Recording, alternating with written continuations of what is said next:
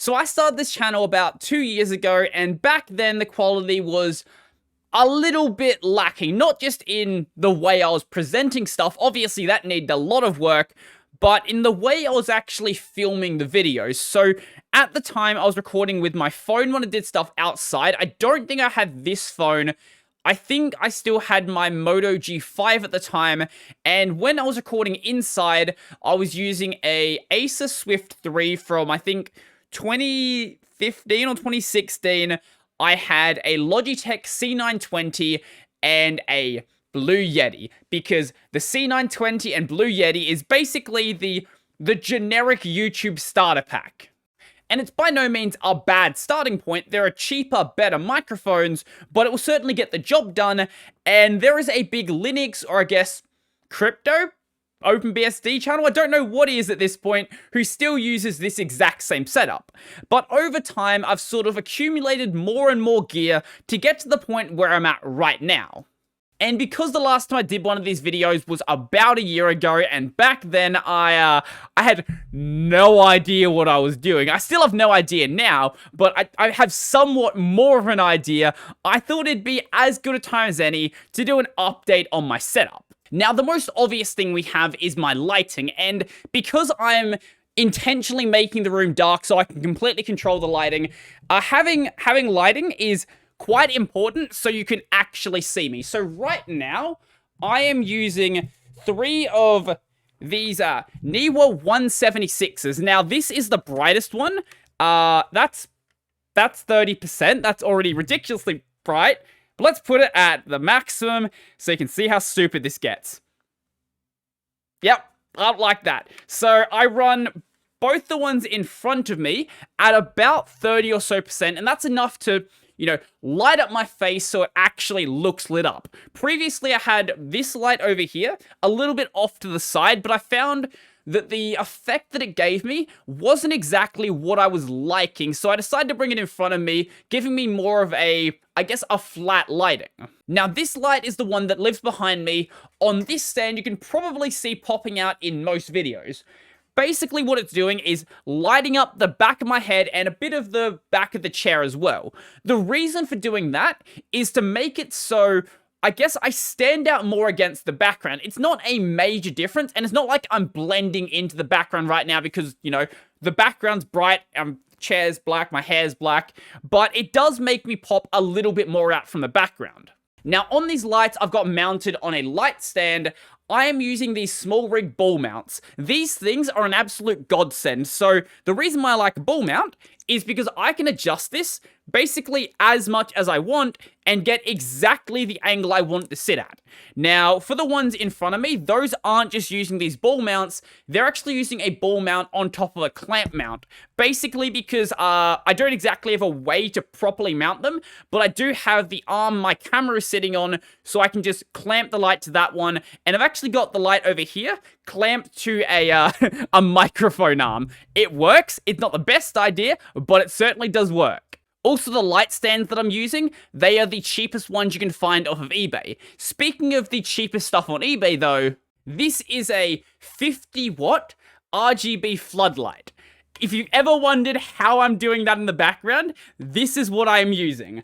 I don't know whether it's safe, and the first 2 of them that I ordered were dead on arrival. So I don't know whether this is a good investment, but I do know they're cheap. And I do know that they're quite bright, even if the colors they produce are not consistent. So the red that this one makes and the red the other one makes are completely different shades of red. And that is true for every single color. So quality control, not exactly the best, but they do look cool. And they can also both be controlled with a remote, which makes it very, very convenient. I was using some smart globes in the past, but the app with the smart globes wasn't the best and would disconnect every couple of minutes. This, just a basic control, and I can do whatever I want with them. For my video capture, I'm currently using a Canon EOS M200, which is by no means cheap, but in the world of mirrorless and DSLR cameras, it's absolutely an entry-level camera, but for what I'm doing, it's perfectly fine. Sure, I could go and buy like a $10,000 red video camera, but there's no reason to do so. I'm just recording in my room, and this camera does everything that I need. I'm actually not saving anything on the camera though. What I'm doing is taking the HDMI out from the camera and then feeding that into my computer, plugging it into an Elgato cam link. This basically lets me turn my camera into a webcam. I could record on the camera itself, but it wouldn't really give me any benefits doing that. And I would also have to go and sync up the audio in post, so it doesn't really make any sense to do so. And while I haven't done any outside walking vlogs in quite a while, this camera is quite light. It's not the lightest mirrorless camera out there, but it's light enough that I could very easily use it as a vlogging camera without any problems whatsoever. Now, I do have a battery for it, so vlogging absolutely is a possibility, but for running it inside in this set position, it doesn't really make any sense to run it off of battery. Instead of doing that, what I did is went and bought a dummy battery so I could run it off of wall power. Basically, a dummy battery is what it sounds like. It's a battery-shaped device that goes into the battery slot that basically adds in a port so you can power it off of the wall. There are arguments about whether they're safe for the longevity of the camera, but from my experience, there hasn't been any problems in actually doing so. If you want to be absolutely safe though, make sure you just run it on a surge protector and you should be good. Currently, the lens I'm using is the kit lens, basically the standard lens, the one that comes in the box. It's not the best lens out there, but it certainly does the job.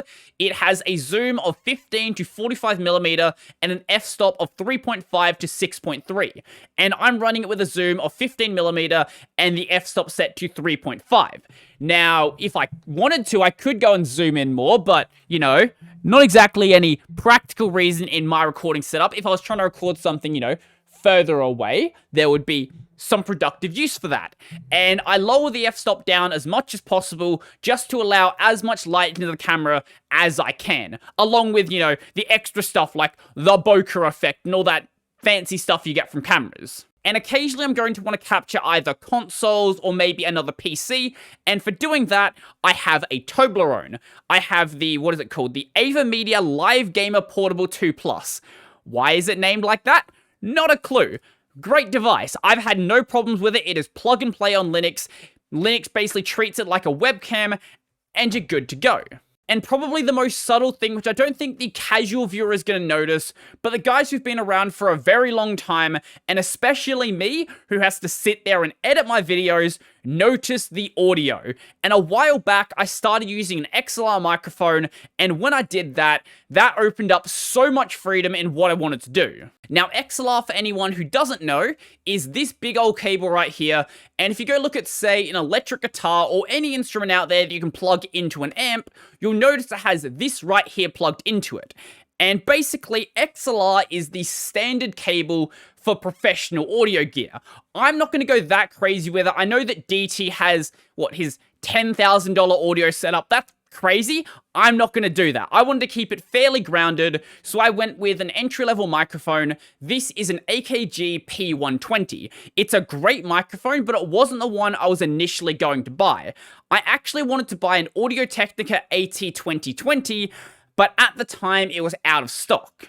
Up until now, the P120 is what I have been using, but literally 5 minutes ago, this was not planned whatsoever, my new microphone just showed up. This is a Shure SM7B, and I don't need to explain why the Shure SM7B is a good microphone. This is basically the default choice for any podcasters out there. This microphone sounds absolutely amazing. Now, paired with the mic, I have my Yamaha MG10XU mixing board, which might be a little bit overkill. So the 10 in its name means 10 inputs, and 4 of those inputs are XLR. Now, at absolute most, I could see myself maybe using 3 if I pushed. So one setup, I would have my main channel, I would have a separate setup for my podcast and a separate setup for my gaming channel, and I could control the microphones for all of those from the exact same mixing board. That, I think, would be a great use case for that, but right now, I'm only using one of the inputs. I can control my EQ, my gain, my microphone level, and it gives me a lot of control over the microphone, but something cheaper would have also done most of what I needed. The nice thing this does have, though, is a built-in effects mixer. I don't use this much for regular videos, but for live streams, it is fun from time to time to enable, like, an echo effect or something like that. I did find out after I bought this, though, that one of the cheaper models also has the exact same built-in effects mixer. Now, like with that light stand back there, this mic arm is also the cheapest thing I could find off of eBay. The reason why I bought it is because it was strong enough to hold up a Blue Yeti, which is a very heavy microphone. It's not perfect, it does squeak a little. That I did deal with a bit with some WD-40, but it still squeaks every now and again. And also, if I bump it like this, you might actually hear it get bumped. I don't know how to fix that one. I might just need to buy something that, you know, isn't completely hollow. Now, I do also have a green screen slash, let's see if we can do it, slash a blue screen. It's a combo thingy. And I would love to use it. The problem is I don't have space here. So I'm actually bumping the back of my bed right now. There's nowhere that I could put it. If I had room for it, I would be using that, and I guarantee we'll be doing some really cool stuff with it. I've got some ideas in the future, but stuff like that is going to have to wait until I actually have, you know, free room. The point of this video isn't to say that to be a creator, you need to have expensive gear. In fact, I think it's the complete opposite. I think that what you should do is start making stuff. Start making stuff, see if you like it, and see if you actually think you're going to be doing it in the long run. And as you continue to get better, when you feel like it makes sense to actually buy an upgrade, then actually go and do so. Don't go and buy, you know, everything that I've bought just when you're starting out, because if you only keep doing it for like maybe a month or two, you've wasted a couple $1,000s. There are great channels out there, even channels with absolutely massive subscriber bases, using fairly entry-level gear. Don't turn not having amazing gear into an excuse not to make something. So that's going to be it for me, and before I go, I would like to thank my supporters who actually make a video like this possible. There is absolutely no way I would be able to afford a Shure SM7B or this camera without all of these amazing people over here. So please go check out my Subscribestar, LiberaPay, and Patreon, linked in the description down below. I've also got a podcast called Tech Over Tea, available basically anywhere. I've got a gaming channel called Brodie Robertson Plays, where I live stream twice a week and upload about 5 or so YouTube shorts, and this channel is also available over on Odyssey. That's going to be it for me, and I'm out.